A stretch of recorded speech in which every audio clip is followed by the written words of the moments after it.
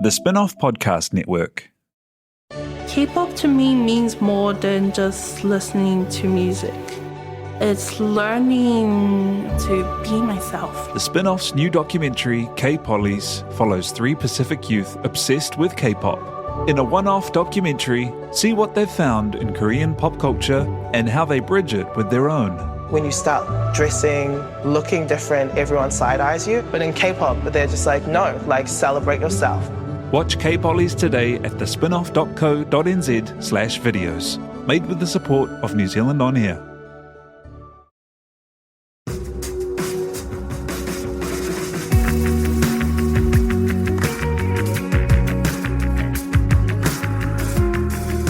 You're listening to Business is Boring, a podcast that reckons it's anything but. Business is Boring is brought to you by SparkLab, offering inspiration and practical advice to help businesses find their edge. To hear more about SparkLab, including details about the latest events, workshops, and business tools, visit sparklab.co.nz. And now, here's your host, Simon Pound.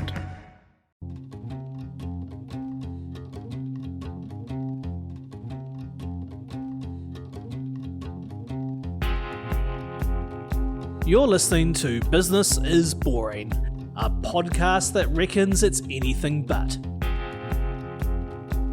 Business is Boring is made by The Spin-Off with help from Callaghan Innovation, New Zealand's innovation agency. Here's your host, Simon Pound. A few short years ago, a new magazine burst onto the wedding scene that quickly became a byword for an entire trend it tracks. Together Journal went from launch to being in some of the biggest outlets in the United States in less than a year, picking up 300 doors at Barnes & Noble and upmarket department store Anthropologie in less time than it takes to organise many weddings. The Journal captures a feeling, with their style of photography and wedding becoming a calling card for a modern affair, showcasing diversity and an Instagram-friendly colour palette, with lots of men's ankles, beautiful landscapes, round glasses and beards amongst jars, candles and flowers.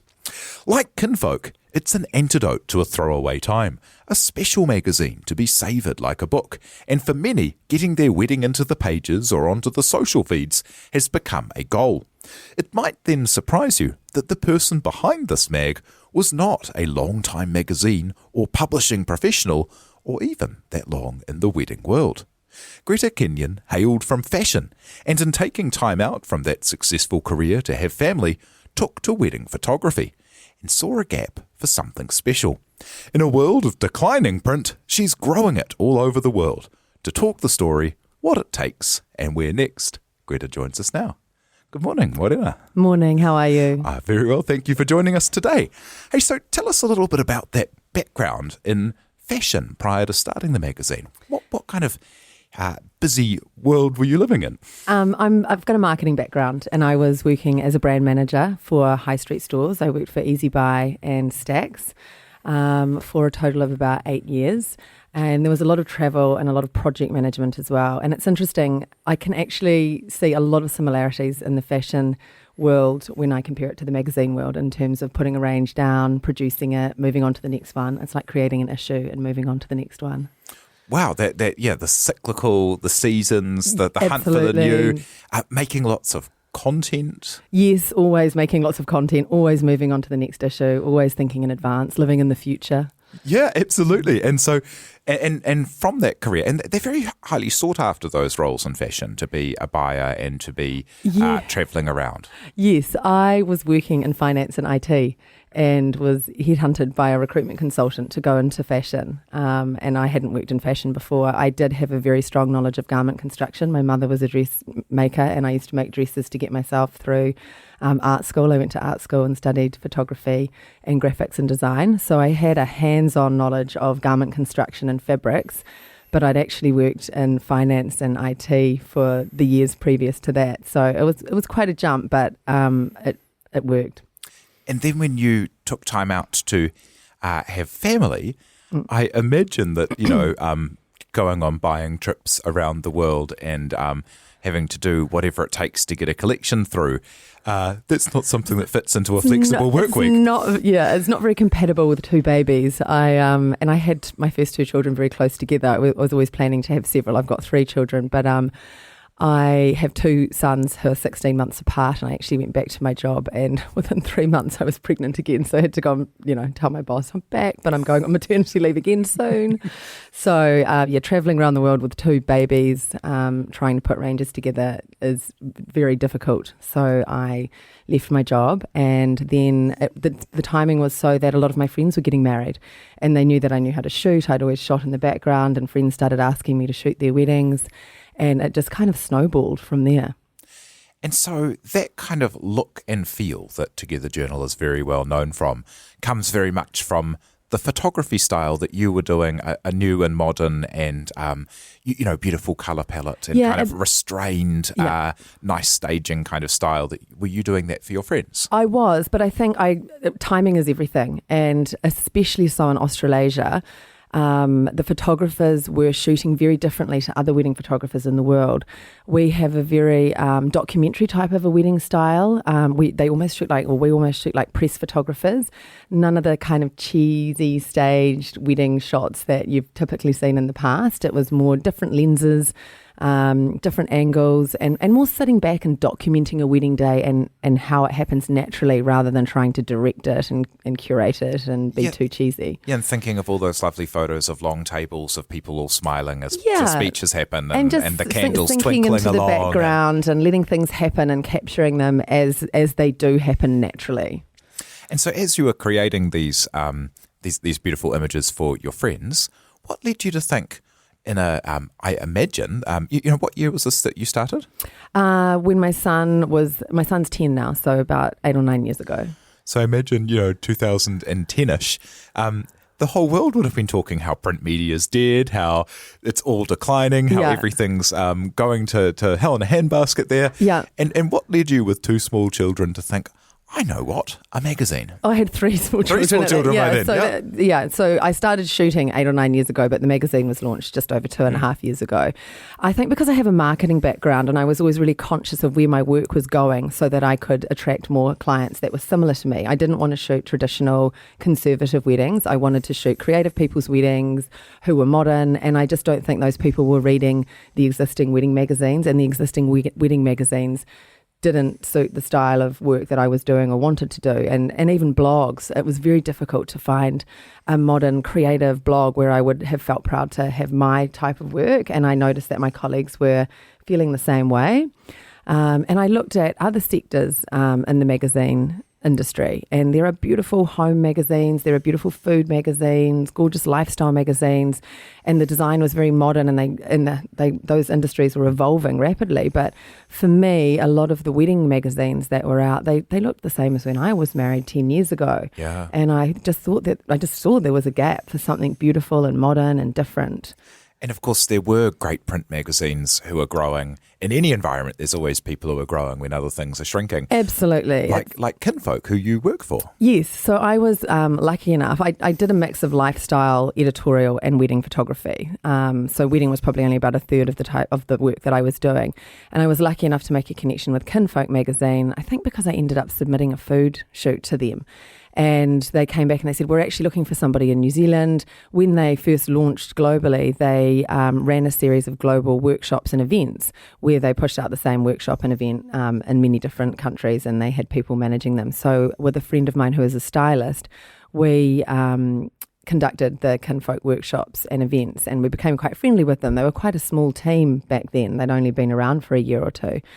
And they definitely inspired me. Like I saw their magazine, as a lifestyle magazine, and how they had approached creating a global publication, how they had buy-in from a lot of their contributors, and they just seemed to operate quite differently than other businesses and magazines. They were very open, and I actually talked to them about a wedding magazine and it going global and what they thought, and they were really helpful. I even showed them some of my design, and they gave me some contacts in America.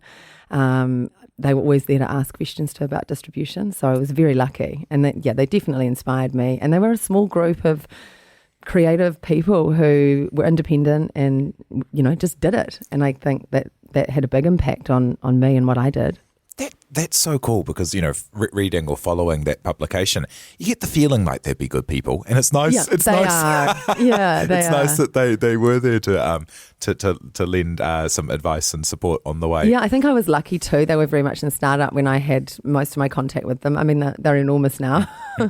And although there were people like Kinfolk who you were working with who were making magazines that kind of lasted, that maybe were closer to a coffee table book than a advertising filled monthly next kind of not saying next the magazine, but next move on to the next thing kind of thing.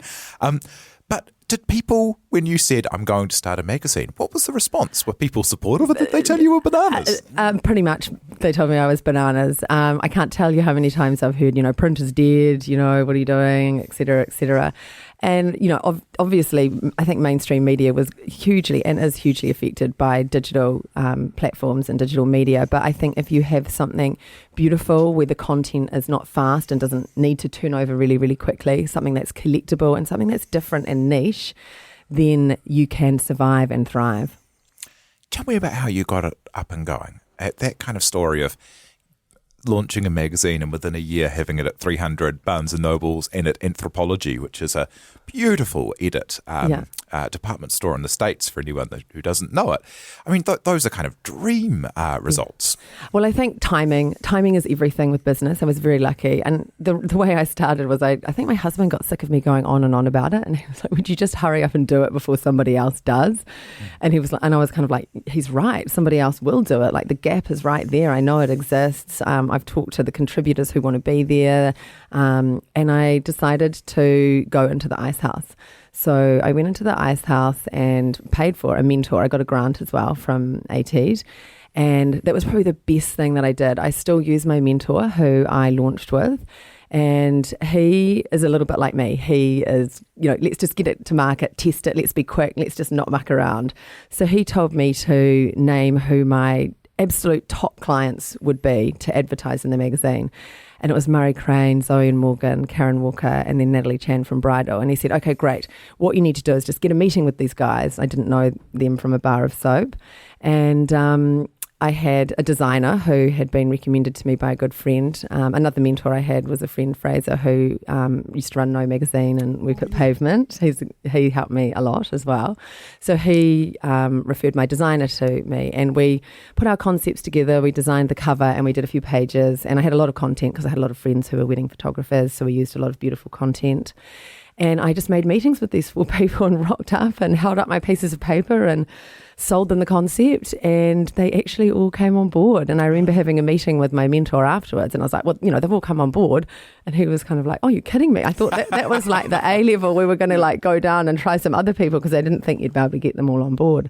So I was really lucky. And we basically said, well, you've got your advertisers. And we looked at the timelines, and I think it was July. And we really knew that we wanted to have a timeline where we had a magazine starting in January, but we thought we wanted to get an issue out before that. So it was July, and we managed to get our first issue out in October. Oh, wow. Yeah. And so the demand was there very much on the advertiser side. And yes. how about the readers? So how do you go from an idea that no one knows about, really, to having a magazine with such a following so quickly? Instagram has been fantastic for us, and we're lucky because we've got so much beautiful content. So that platform is so perfect for us in terms of just being able to show that beautiful visual content. I immediately had a meeting with Gordon and Gotch, who were one of 2 distributors at the time, but now are pretty much the only distributor in New Zealand because they merged with Netlink. So we got on board with them, and they take care of the distribution throughout supermarkets and bookstores. So the coverage that they gave us on shelf obviously got our brand name out there. And then because we were low budget and small, we relied purely on Instagram and Facebook, and it just took off on social media, and we were so lucky. We were planning to go into Australia first, and we thought we'd do that through Gordon and Gotch because we were with them in New Zealand, and timing wasn't great for us in in Australia because of Gordon and Gotch and Netlink going through a merge, and we actually had to wait for them to do their merge and their restructure, so they just put a blanket on taking on any new publications, which was really disappointing, and we had to kind of wait, I think, about 9 months before they would even look at getting other publications on board. But in the meantime, I had a phone call from somebody with a very strong American accent. I actually thought it was a friend playing a joke. So it was a woman who rang and said that she was the homeware buyer for Anthropology. And I was like, this is really quite funny. Who's doing this? Luckily, I was at my computer and I typed her name into LinkedIn and was like, oh my God, it is actually the homeware buyer for Anthropology. Get out of here. Yeah. No one's going to believe that accent. Totally. And it was just like old friend. Yeah, totally. It was like a lazy Tuesday morning, at my desk. And I was like, oh, who's this? One of my mates just kind of winding me up. But yeah, I typed her name into LinkedIn and I was like, oh my God, it is the homeware buyer from Anthropology. And I basically said yes to everything she asked for. She was like, we've found you on Instagram. And they actually did order. And we used to get a lot of orders online for the States or whatever. And if I do think about it, I probably did notice that there was a bunch of magazines going out to Anthropology, but I just assumed it was someone that worked there that was getting married or somebody who had been at one of the weddings that we had already featured. I didn't actually think it was them wanting to have a look at the publication to decide if they would want to order it. And apparently they do have like a bunch of people at Anthropology who just look all around the world for cool, new, interesting, different things and, look for things to stock. So she asked if they could stock it and, could I get it here to them really quickly, and I just said yes to everything on the phone, and then kind of got off the phone and went, oh my gosh, how am I going to make this happen? Do I even have enough stock? How long does it take to get it to the States? Rang my mentor immediately, and we just made it happen. We probably paid far too much to air freight it to get it out there. We had to quickly reprint some stock, but whatever it took, we just stuck to what we said we were going to do and got it out there for them. And so does landing, there's that famous thing in New Zealand where someone, once they succeed internationally, get accepted here.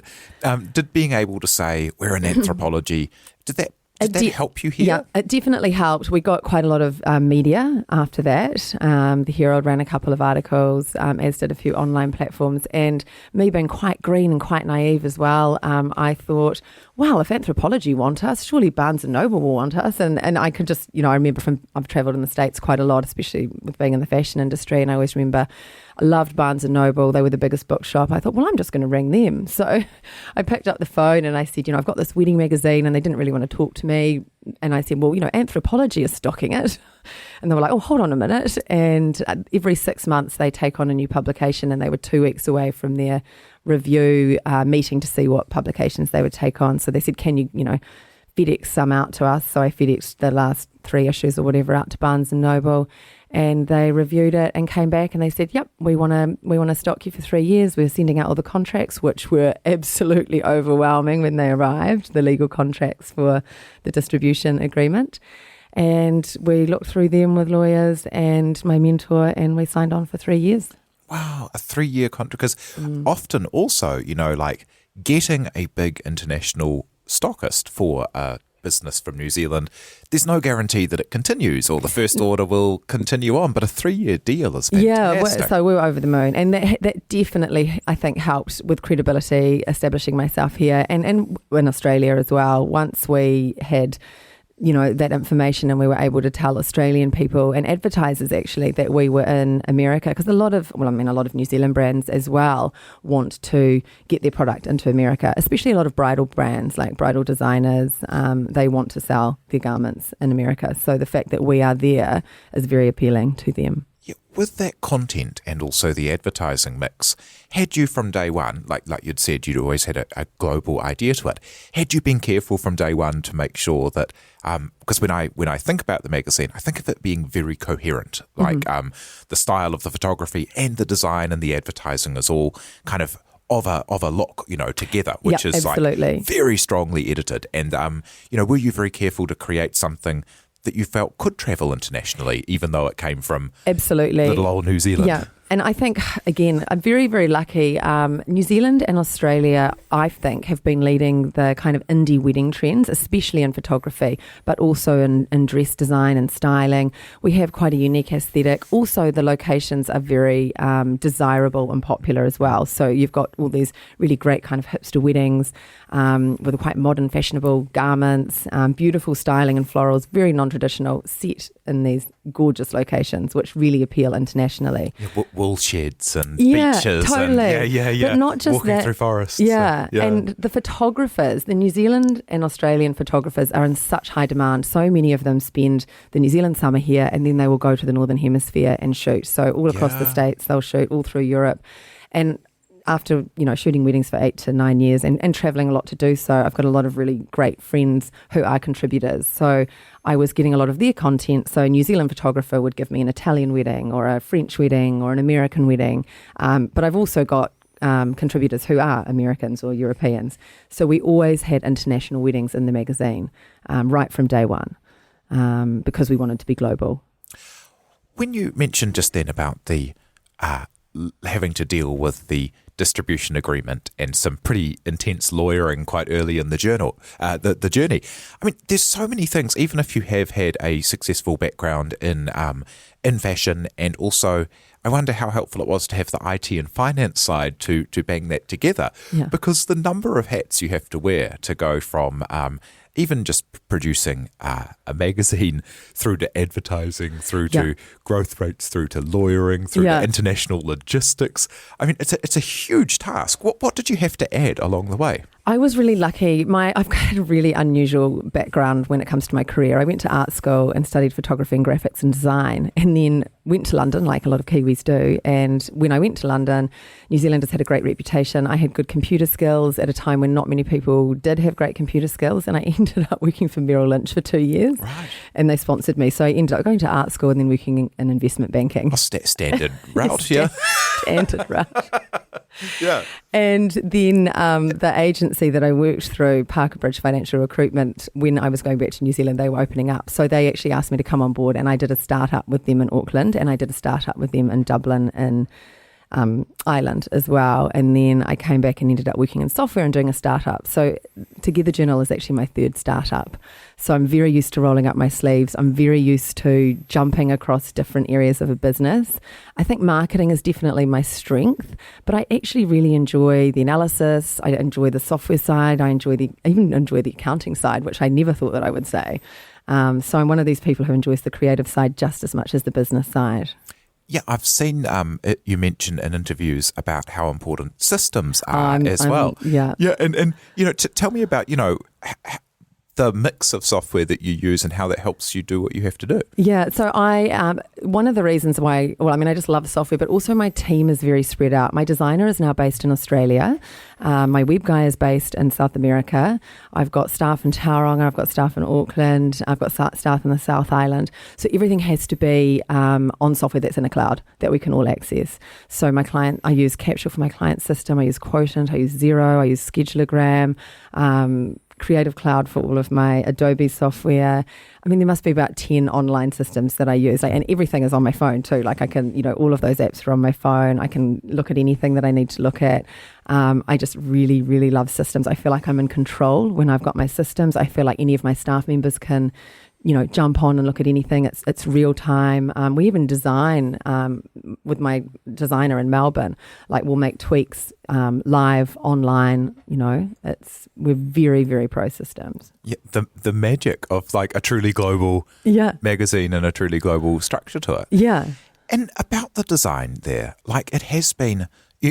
Just my opinion, it has been very influential. I think about friends of mine from office life. They would say, I want my wedding to have a real Together Journal feeling. Yeah, it's become a theme and a style. Yeah, I think it was already there, but I kind of harnessed it and brought it all together. It was already happening throughout many industries, throughout photography, fashion, styling, floral, and I managed to kind of put a ring around it and kind of bring it all together, I guess, and then get it out into the public eye as well.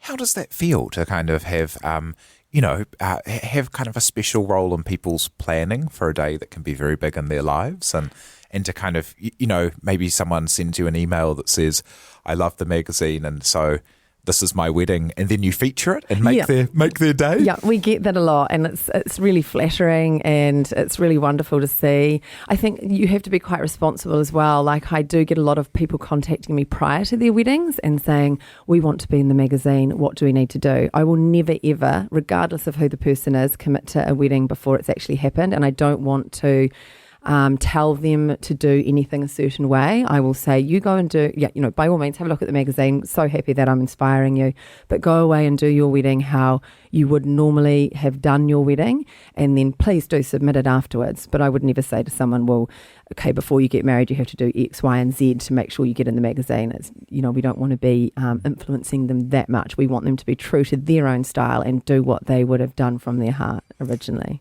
It's quite genius business to have user-generated content when the users are spending, it's probably one of the biggest expenses and most carefully orchestrated events of their life just to get some photos. Yep. And then they submit it to you. That's phenomenal. It's a great model in terms of gaining content. We're very lucky, and we're very lucky to have so many talented contributors that actually want to be in the magazine and that send it to us as well. But it is win-win. The vendors and the photographers that submit, they get great exposure and they book more work from having their weddings featured in Together Journal. So it all kind of, what goes around comes around, and it works really well. What are some favourites for you? Because there has always been a real commitment to diversity in the magazine. Yeah, definitely. And that's one of our main objectives, to be diverse and to not try and show the same kinds of weddings. We want to have different cultures, we want to have different genders, different locations and different budgets.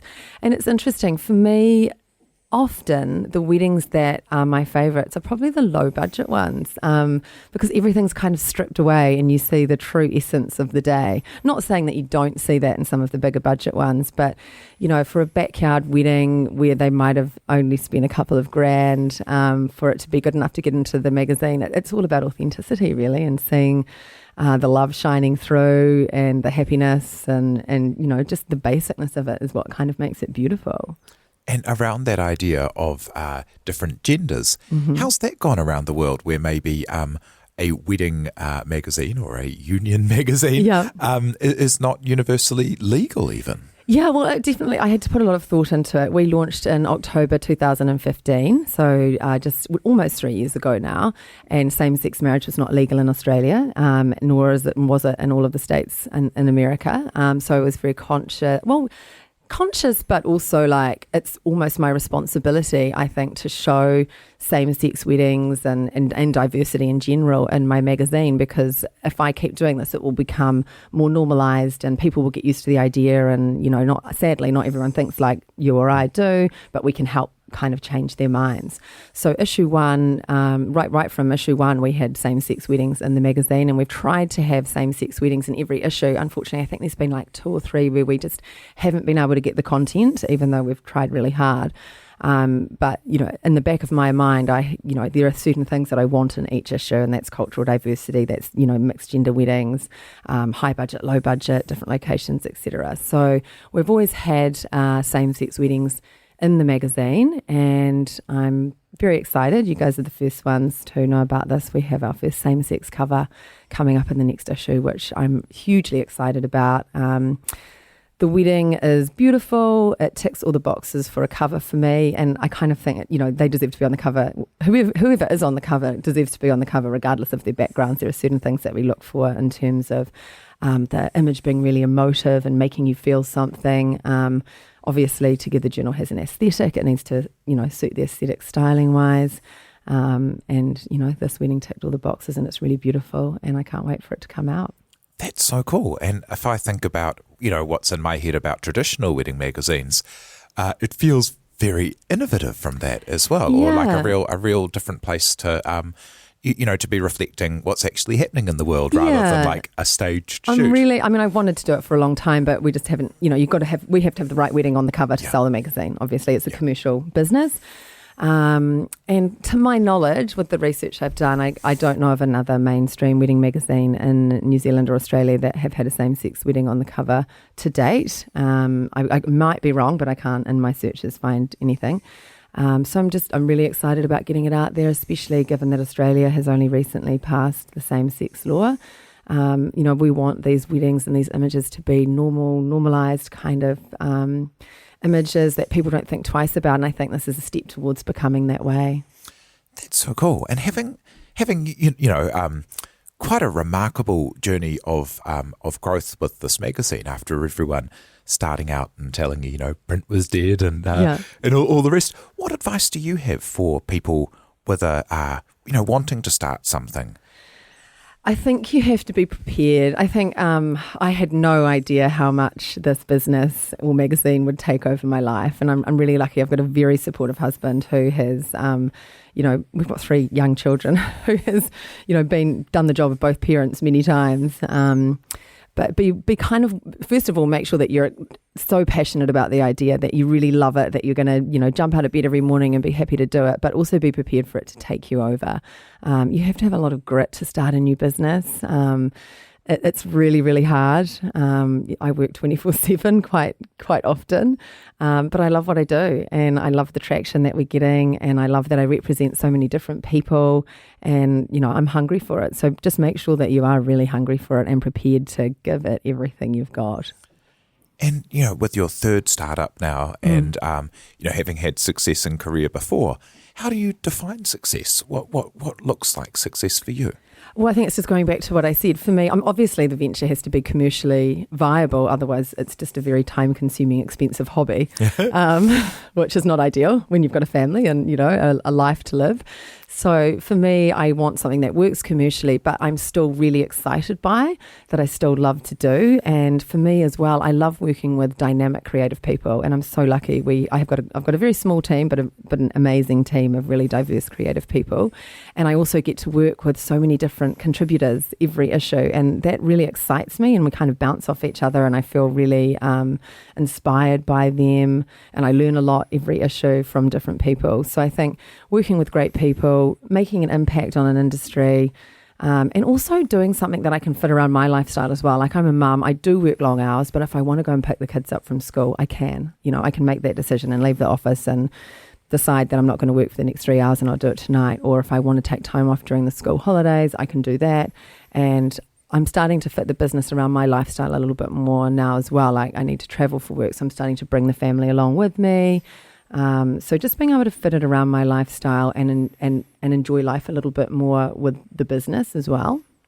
That's fantastic. Thank you so much, Greta Kenyon from Together Journal, for sharing your story today. Thank you for having me. Thank you to Alice Webb-Liddell for producing, and thank you very much for listening. If you have enjoyed today's chat, have a look at the back catalogue. There's more than 100 interviews with great New Zealand business people.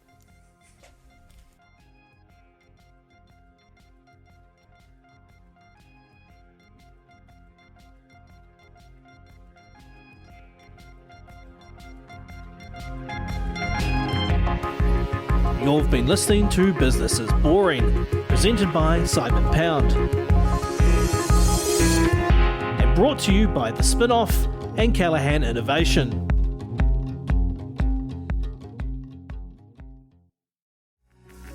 From the Spin-Off Podcast Network, that was Business is Boring, brought to you by SparkLab. Make sure you're following Business is Boring wherever you get your podcasts.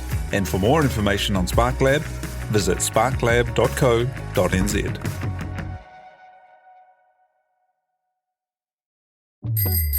Ready to rediscover the joys of cycling? With over 300 kilometres of cycle paths across Tāmaki Makaurau, jumping on your bike and going for a ride is such a fun way to discover the city from a different perspective.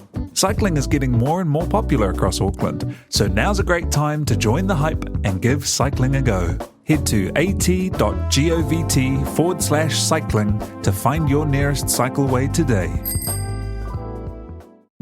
The Spin-Off Podcast Network.